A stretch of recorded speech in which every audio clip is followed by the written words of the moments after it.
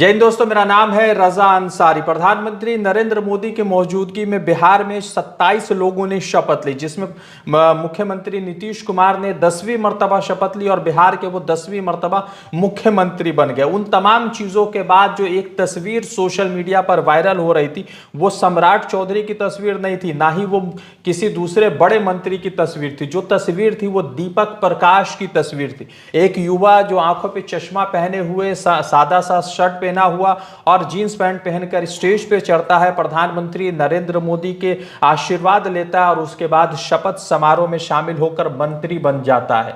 ना ही कुर्ता रहता है बदन पे और ना ही शायद इतना वक्त मिलता है कि वो किसी अच्छे से दर्जी के पास जाकर अच्छा सा शानदार सा खादी का कुर्ता सिला सके, मगर मंत्री बना दिया जाता है। तब भी लोग उन पर परिवारवाद का कोई भी सवाल नहीं उठाते। यानी कि बात यह है कि तुम करो तो रासलीला और दूसरा करे तो कैरेक्टर ढीला हो जाता है भारतीय जनता पार्टी के नजर में और उनके समर्थकों की नजर में। सवाल महत्वपूर्ण यह है कि दीपक प्रकाश ना ही विधानसभा का चुनाव लड़े हैं, ना ही पार्टी के लिए उन्होंने कभी संघर्ष किया है और ना ही इस मर्तबा वो एमएलसी का चुनाव जीत कर आए हैं जो इनको मंत्री बनाया जा रहा है। सिर्फ उनके अंदर काबिलियत यह है कि वो उपेंद्र कुशवाहा जो आरएलएम के राष्ट्रीय अध्यक्ष है, राज्यसभा के सांसद है और सासाराम के विधायक स्नेहलता के बेटे हैं, इसलिए उनको मंत्रिमंडल में शामिल कर लिया गया। यह तमाम चीजें सुनकर आपको ऐसा लग रहा होगा कि मीडिया और जितने भाजपा के समर्थक है वो कितने दोगले विचार के साथ जुड़े हुए हैं कि तेजस्वी यादव अगर मंत्रिमंडल में शामिल होते, तेजस्वी यादव उप मुख्यमंत्री बनते हैं तो लोग परिवारवाद का सवाल उठा देते, मगर दीपक प्रकाश अगर मंत्रिमंडल में शामिल होते हैं, बिना इलेक्शन लड़े शामिल होते, बिना रैलियां किए हुए शामिल होते, तो लोग उनको कहते हैं कि कितना सुशील लड़का है, कितना अच्छी तरीके से पिता के रास्ते पर समाजवादी चेहरे पर राजनीति कर रहा है।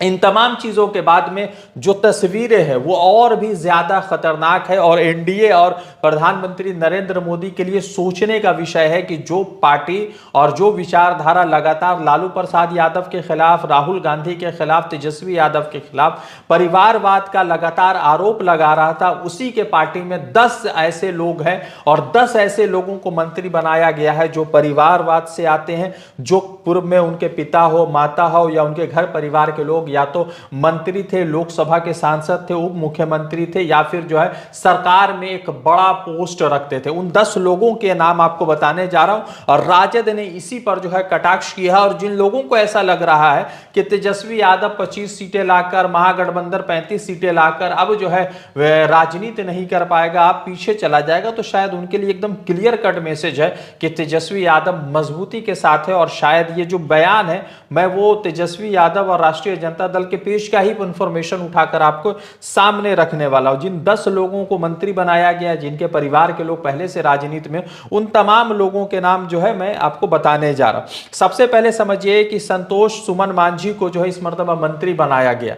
संतोष सुमन मांझी जितिन मांझी के बेटे हैं, जो जितिन मांझी फिलहाल केंद्रीय मंत्री भी है, लोकसभा के सांसद और पूर्व में वो जो है पूर्व में मुख्यमंत्री रह चुके हैं, नीतीश कुमार के कुर्सी को वो संभाल चुके। दूसरे नंबर पर है शकुनी चौधरी के बेटे सम्राट चौधरी। सम्राट चौधरी पहले राजद में हुआ करते थे, 2016 के बाद भाजपा में है, उसके बाद वो जो है उप मुख्यमंत्री बने और इस मर्तबा भी उनको उप मुख्यमंत्री बनाया गया और साथ ही साथ उनको गृह का यानी कि होम मिनिस्टर का विभाग भी दे दिया गया है कि आपके बिहार पुलिस को और बिहार की कानून व्यवस्था को चलाइए। ये दूसरे व्यक्ति हुए जो मतलब कि शकुनी चौधरी के बेटे हैं, जो वो शकुनी चौधरी जो राजद में शामिल थे, कांग्रेस में थे, मंत्री हुआ करते थे और बड़ा सियासी घर है, बड़ा मजबूत घर है और बहुत पावरफुल घर है। उसके बाद आते हैं उपेंद्र कुशवाहा, जिसके बारे में मैंने बताया। उपेंद्र कुशवाहा के बेटे दीपक प्रकाश के बारे में मैंने आपको बताया, जिनके पिता जो है राज्यसभा के सांसद है, खुद के घर की पार्टी है और उनकी माता श्री भी जो है सासाराम से विधायक है, स्नेहलता जी। फिर उसके बाद आते हैं पूर्व केंद्रीय मंत्री दिग्विजय सिंह की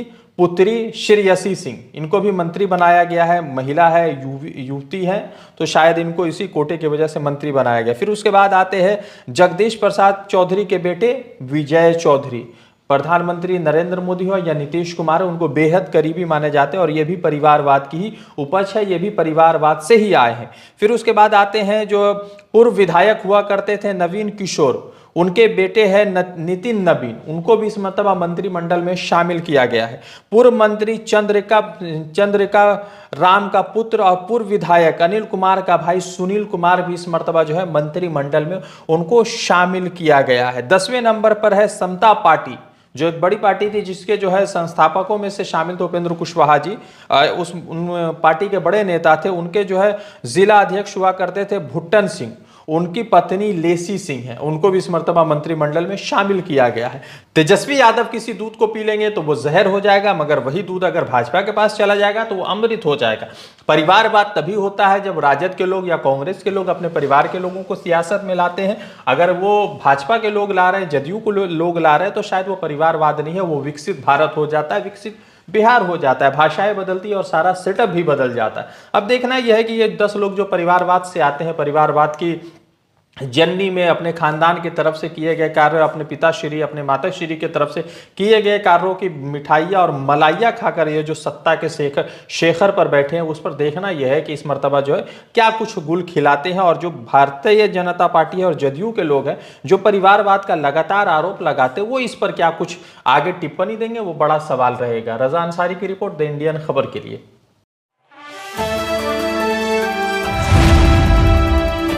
द इंडियन खबर, सच आपके सामने।